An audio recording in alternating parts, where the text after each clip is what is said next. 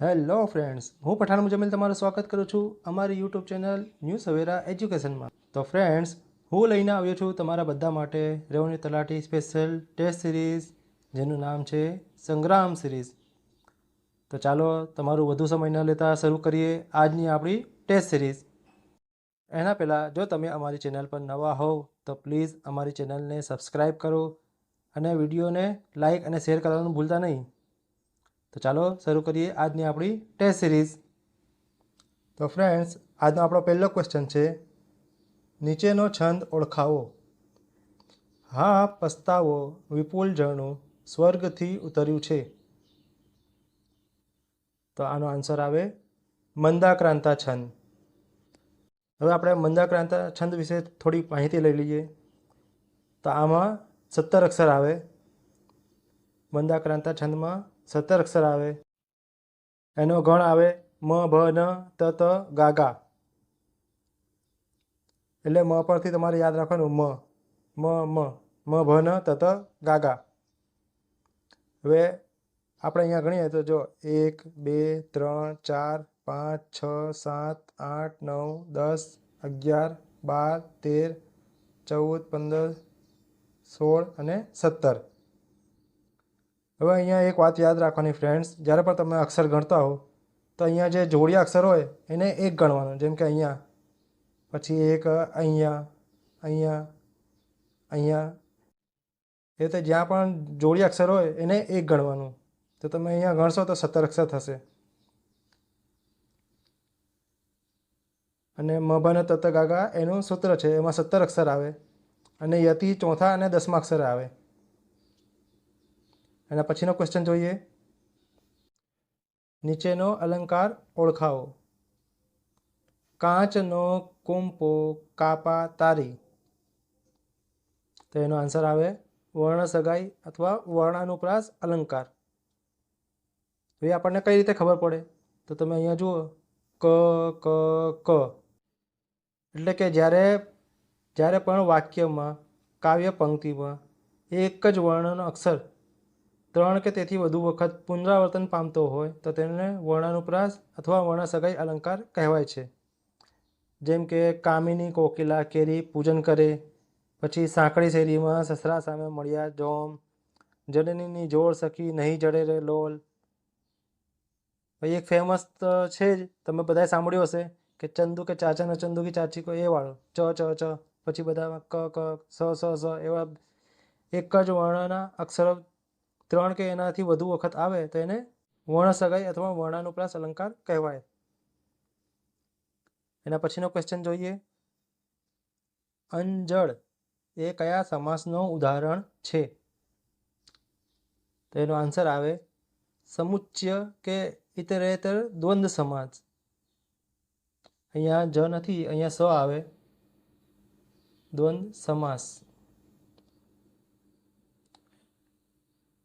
હવે આપણને કઈ રીતે ખબર પડે કે આ અંજળ એ દ્વંદ્વ સમાસ છે? તો તમે એનો વિગ્રહ કરો, એને છૂટો પાડો તો એ અને કે અથવાથી એનો વિગ્રહ થતો હોય તો એ દ્વંદ્વ સમાસ છે. પણ એમાં પણ કયો તમને પરીક્ષામાં અત્યારે નવી પેટર્ન પ્રમાણે પૂછી લે એના પેટા પ્રકાર, તો એમાં પણ સમુચ્ચય કે ઇતરેતર દ્વંદ્વ સમાસ.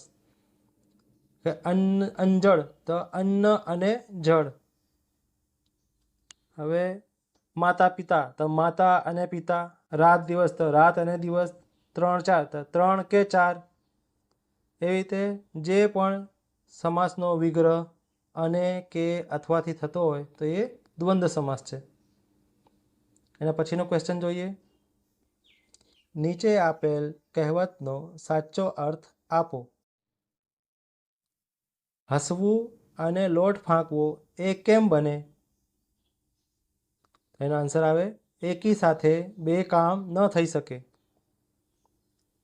એટલે કે તમારે હસવું પણ છે અને લોટ પણ ફાંકવો છે તો એક સાથે બે કામ ન થાય. તો જ્યારે પણ આવા બે કામની વાત થતી હોય ત્યારે આ કહેવત તમે જોયું હશે કે ઉપયોગમાં લેવાતી હોય છે કે હસવું અને લોટ ફાંકવો એ કેમ બને? એનો આન્સર આવે એકી સાથે બે કામ ન થઈ શકે. એના પછીનો ક્વેશ્ચન જોઈએ, નીચે આપેલ રૂઢિપ્રયોગનો અર્થ આપો. કાગડા ઉડવા, એનો આન્સર આવે કંઈ બાકી ન રહેવું.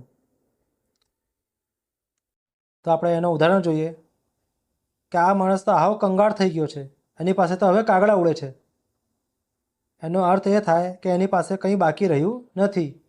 એટલે કાગડા ઉડવા એનો અર્થ થાય કંઈ બાકી ન રહેવું. એના પછીનો ક્વેશ્ચન આપણે જોઈએ. શબ્દ સમૂહ માટે એક શબ્દ આપો. કહી શકાય નહીં તેવું, એનો આન્સર આવે અકથ્ય. એટલે કે આપણે કોઈ વસ્તુ હોય કે જે કોઈને કહી શકતા ન હોય એને કહેવાય અકથ્ય, કહી શકાય નહીં તેવું. એના પછીનો ક્વેશ્ચન જોઈએ. નીચે આપેલા તળપદા શબ્દનું શિષ્ટ રૂપ આપો. અદકું, એનો આન્સર આવે અધિક. અદકું એટલે કે અધિક. એના પછીનો ક્વેશ્ચન જોઈએ. નીચે આપેલ શબ્દનું સાચો સમાનાર્થી શબ્દ ઓળખાવો. પવન, તો એનો આન્સર આવે અનિલ, સમીર, વાયુ, વાત કે મરુત. આ બધા પવનના સમાનાર્થી શબ્દ છે. તમને આમાંથી ગમે તે એક્ઝામમાં આપી શકે કે અનિલનો સમાનાર્થી શબ્દ આપો, અથવા સમીરનો સમાનાર્થી શબ્દ આપો, અથવા મરુતનો સમાનાર્થી શબ્દ આપો. તો આ તમારે જોઈ લેવા, યાદ કરી લેવા. એટલા માટે મેં અહીંયા એકથી વધારે શબ્દ મૂકી દીધા કે તમને આમાંથી ગમે તે પૂછી શકે છે. એના પછીનો ક્વેશ્ચન જોઈએ. નીચે આપેલ શબ્દનો વિરુદ્ધાર્થી શબ્દ ઓળખાવો. વિદ્યમાન, તો આનો વિરુદ્ધાર્થી શબ્દ આવે અવિદ્યમાન. એટલે કે જે વિદ્યમાન છે એનો વિરુદ્ધાર્થી અવિદ્યમાન. એના પછીનો ક્વેશ્ચન આપણે જોઈએ. તો ફ્રેન્ડ્સ, આપણો બીજો ક્વેશ્ચન છે, નીચેનામાંથી સાચી જોડણી ઓળખાવો. તો આ 4 ઓપ્શન આપેલા છે અનુકૂળ શબ્દના. આમાંથી તમારે સાચી જોડણી શોધવાની. તો આપણો સાચો આન્સર આવે ઓપ્શન ડી, અનુકૂળ. આપણો સાચો આન્સર આવે અનુકૂળ, ઓપ્શન ડી. એના પછીનો ક્વેશ્ચન જોઈએ.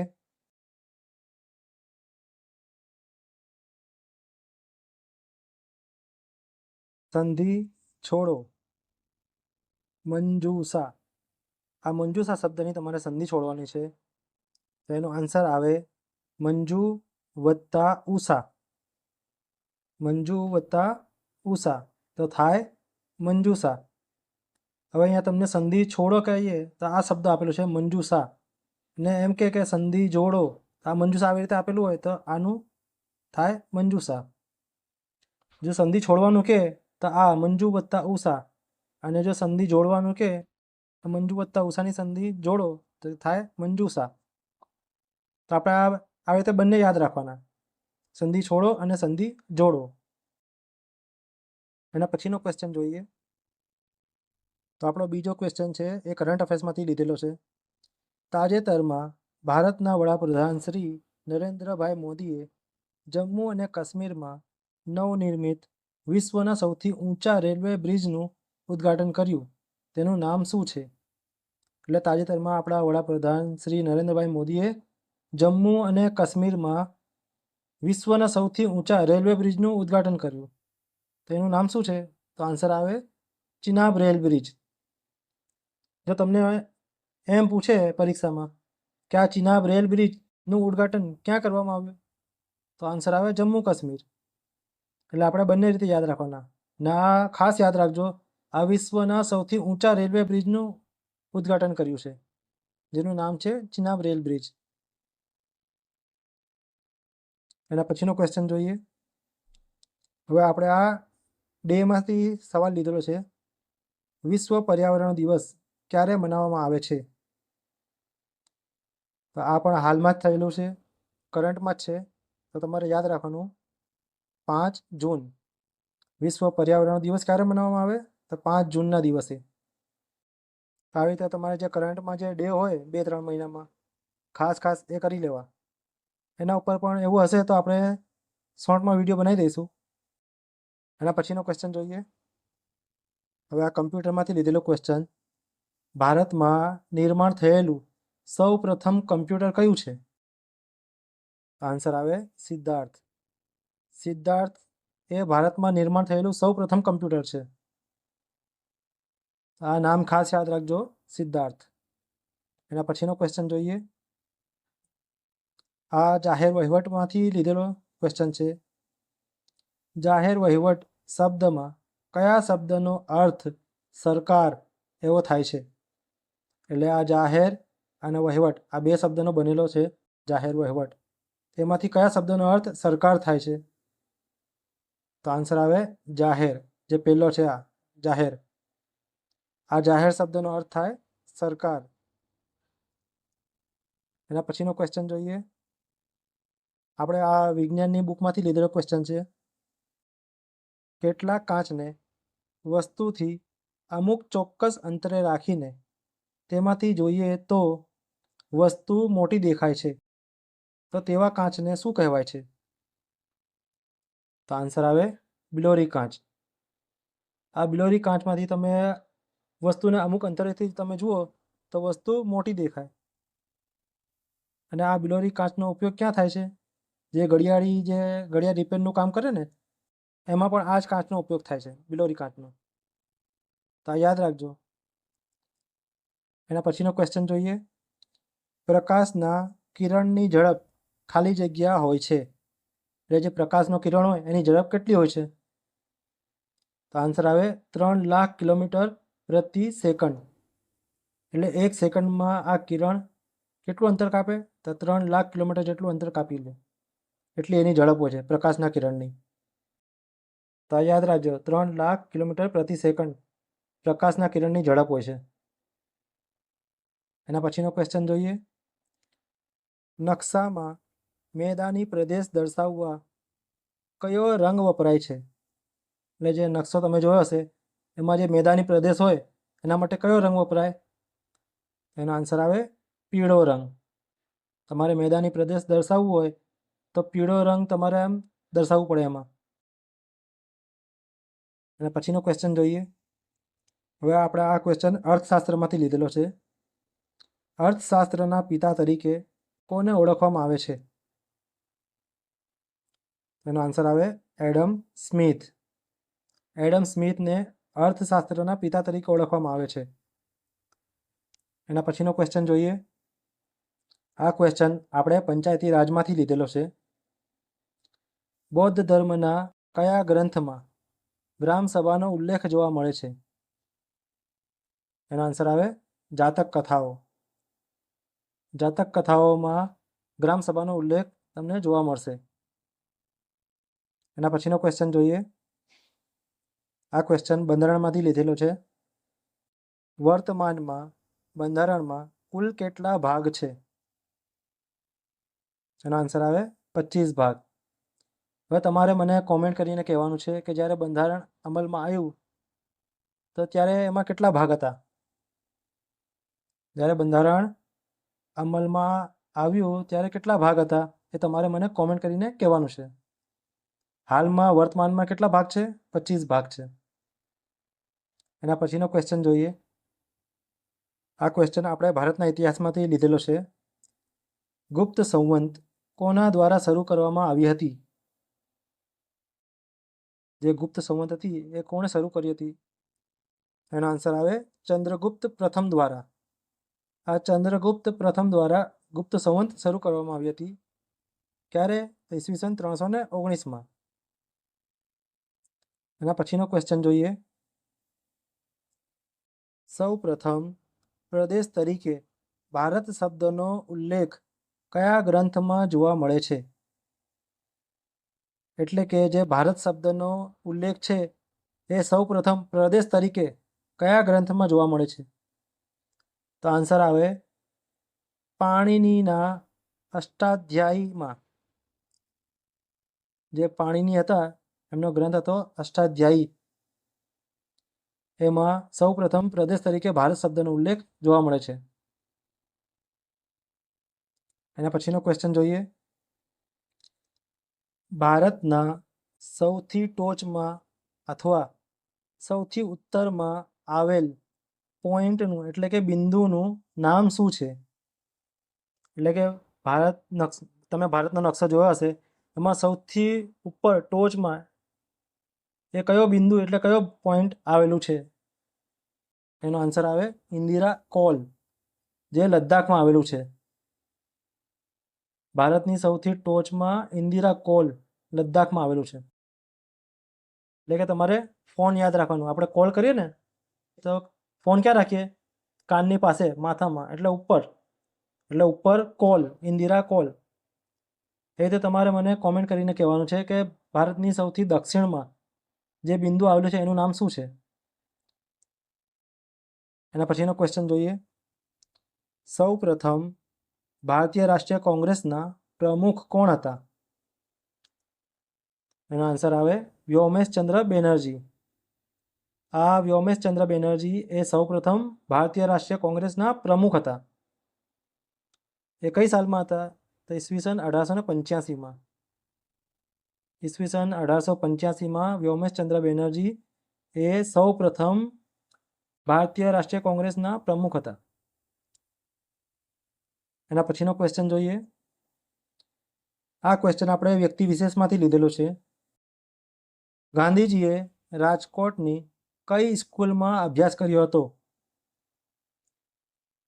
એનો આન્સર આવે સર આલ્ફ્રેડ હાઈસ્કૂલ. ગાંધીજીએ રાજકોટની સર આલ્ફ્રેડ હાઈસ્કૂલમાંથી અભ્યાસ કર્યો હતો. હવે તમારે મને એ જણાવવાનું છે કે રાજકોટમાં ગાંધીજીને લગતી બીજી કઈ કઈ એવી ફેમસ જગ્યાઓ છે, એના નામ તમારે મને કોમેન્ટ કરવાના છે. એના પછીનો ક્વેશ્ચન જોઈએ. હવે આ ક્વેશ્ચન આપણે ગુજરાતની ભૂગોળમાંથી લીધેલો છે. ગુજરાતના કુલ કેટલા જિલ્લા દરિયાઈ સરહદ ધરાવે છે? એનો આન્સર આવે 15 જિલ્લા. ગુજરાતના 15 જિલ્લાઓ છે જે દરિયાઈ સરહદ ધરાવે છે. હવે આ કયા 15 જિલ્લા છે? તો તમે ગુજરાતનો નકશો જોયો હશે, આમ કરીને આમ આવે આખું, બરાબર? તો સૌથી પહેલાં અહીંયા આવે કચ્છ, પછી મોરબી, પછી જામનગર, દેવભૂમિ, દ્વારકા, પછી પોરબંદર, જુનાગઢ, ગીર સોમનાથ, અમરેલી, ભાવનગર, પછી અહીંયા અમદાવાદ, પછી અહીંયા આણંદ, પછી ભરૂચ, સુરત, નવસારી અને વલસાડ. આ તમે આમ ગણો તો 1 2 3 4 5 6 7 8 9 10 11 12 13 14 અને 15. તો આ 15 જિલ્લાઓ છે જે ગુજરાતની દરિયાઈ સરહદ ધરાવે છે. તો આ રીતે નકશા તમારે ખાસ યાદ કરી લેવા ફ્રેન્ડ્સ, કારણ કે દર વખતે પરીક્ષામાંથી એકાદ ક્વેશ્ચન આ નકશામાંથી આવે જ છે કે કયા જિલ્લાને કયા જિલ્લાની સરહદ સ્પર્શે છે, પછી કયો જિલ્લો દરિયાઈ સરહદ ધરાવે છે, કયો જિલ્લો આંતરરાષ્ટ્રીય સીમા સાથે સરહદ ધરાવે છે. આ રીતે તમારે આખો નકશો યાદ કરવો પડશે ફ્રેન્ડ્સ. એના પછીનો ક્વેશ્ચન આપણે જોઈએ. ગુજરાતનું ગુજરાત નામ કયા કાળમાં પડ્યું? એનો આન્સર આવે સોલંકી કાળ. આ ક્વેશ્ચન આપણે ગુજરાતના ઇતિહાસમાંથી લીધેલો છે કે ગુજરાતનું ગુજરાત નામ સોલંકી કાળમાં પડ્યું. હવે તમને બધાને ખબર છે કે સોલંકી કાળ એટલે ગુજરાતનો સુવર્ણકાળ. હવે તમારે મને કોમેન્ટ કરીને એ જણાવવાનું છે કે સોલંકી કાળમાં સૌથી પ્રતાપી રાજા કોણ હતો? સૌથી પ્રતાપી રાજા કોણ હતો? તમારે મને કોમેન્ટ કરવાની છે. એના પછીનો ક્વેશ્ચન આપણે જોઈએ. આ ક્વેશ્ચન આપણે ગુજરાતની ભૂગોળમાંથી લીધેલો છે કે ગિરનારનો દક્ષિણ દરિયા કિનારા સુધીનો ભાગ કયા નામે ઓળખાય છે? એનો આન્સર આવે સોરઠ. આપણે જ્યારે આ સિરીઝ ચાલુ કરી ત્યારે એમાં પણ આપણે જે ભૌગોલિક પ્રાદેશિક જે નામો હતા એમાંથી 4-5 નામો આપણે જોયા હતા. આ બીજો એક નામ છે સોરઠ.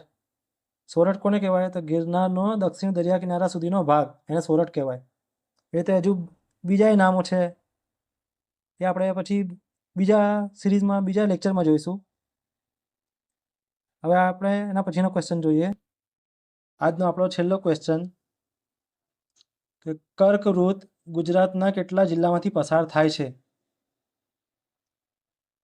તો એનો આન્સર આવે 6 અને બીજો એક આન્સર આવે 7. હવે તમે કહેશો સાહેબ 6 અને 7 કઈ રીતે? તો ફ્રેન્ડ્સ, અમુક જગ્યાએ 6 લખેલા છે કે ગુજરાતના 6 જિલ્લામાંથી કર્કવૃત પસાર થાય છે અને અમુક બુકમાં 7 લખેલા છે. તો પહેલાં આપણે જોઈએ કે 6 કયા છે અને 7 કયા છે. તો આપણે 6 જિલ્લા જોઈએ તો કચ્છ, પાટણ, મહેસાણા, ગાંધીનગર, સાબરકાંઠા અને અરવલ્લી. તમે ગણો 1, 2, 3, 4, 5 અને 6. આ રીતે 6 જિલ્લા આ થાય છે જે તમને બધી બુકમાં જોવા મળશે. તો સાહેબ આ 7મો કયો? તમને એવું મનમાં થતું હશે.